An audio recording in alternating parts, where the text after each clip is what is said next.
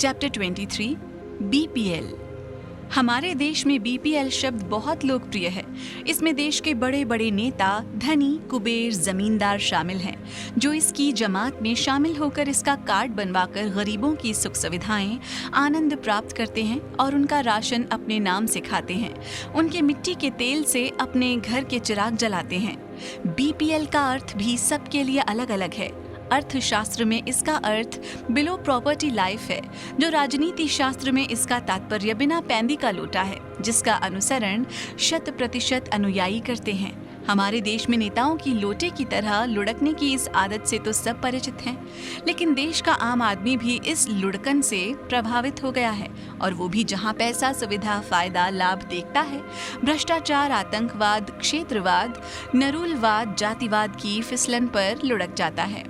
नेताओं को तो जन्म सिद्ध अधिकार ही वोट के लिए लुढ़कना है, लेकिन उनके लुढ़कने, खिसकने, फिसलने की कोई सीमा तय नहीं रहती है। वो अनैतिक की सीमा को भी लांघ कर नहीं रुकते हैं। लेकिन हमारे देश में आम नागरिक को अपनी लुढ़कन पर नियंत्रण रखना चाहिए। उसे देश की अस्मिता को दांव पर लगाकर कर्णधारों की पड़ोसी देशों से दबने की सीमा तक नहीं लुढ़कना चाहिए, लेकिन वो भी नैतिकता, ईमानदारी, देशभक्ति को ताक पर रखकर ग्लेशियर के मजे लुढ़क कर ले रहा है। आज हम देश की फिसलन, लुढ़कन, डूबत के लिए एक दूसरे को दोष दे रहे हैं। घूम फिरकर नेताओं पर बात आकर समाप्त कर देते हैं। सारा दोष, जिम्मा, जवाबदारी उन पर डालकर अपना पलड़ा झाड़ लेते हैं। ये नेता कौन है? ये हमारी ही उपज हैं, हमारी ही नीतियों से उत्पन्न हुए हैं, हमारे ही चंदे से ही इनकी पार्टी चलती है। हम ही चुनकर नेता बनाते हैं, हम ही इनके जनक हैं। हम जो करते हैं, हम जो चाहते हैं, उसी के आधार पर ये नीति निर्धारित करते हैं। फिर भी हम इनसे ही सबसे ज्यादा हैरान परेशान हैं, और ये ही सबसे ज्यादा दागदार हैं। हम अपना चुनाव सही क्यों नहीं करते हैं? जब हमें चुनने का अवसर प्राप्त होता है, तब हम सूरदास की तरह बनकर कंस का चुनाव कर देते हैं, और उसके बाद उसकी रावण नीति को लेकर रोते रहते हैं। ये अवश्य है कि हमारे पास चुनाव की सीमा नहीं है। जितने खड़े होते हैं सब दागी बागी होते हैं, लेकिन उनके सबसे कम बागी को चुनकर सुधारा जा सकता है, अथवा सब में से किसी को चुनकर भी अपना अभिमत दिया जा सकता है।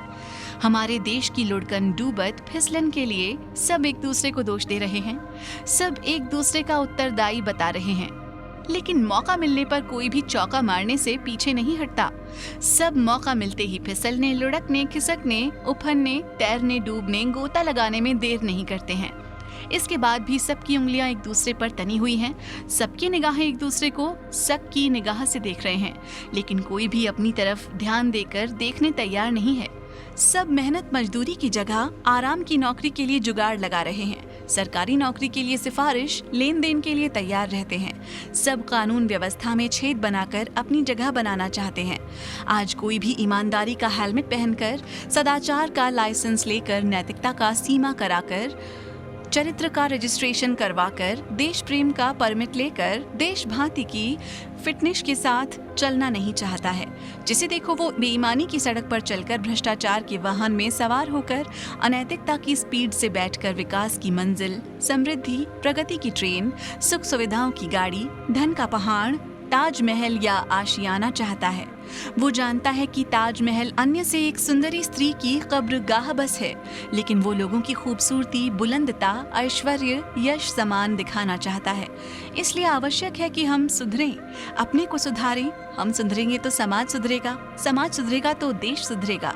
जब तक हम खुद को नहीं सुधारते, तब तक हम किसी को सुधारने का भाषण, उपदेश भी नहीं दे सकते हैं। आज देश के तमाम धर्मगुरु, खाऊ अफसर, उड़ाऊ नेता सब हमारी देन है।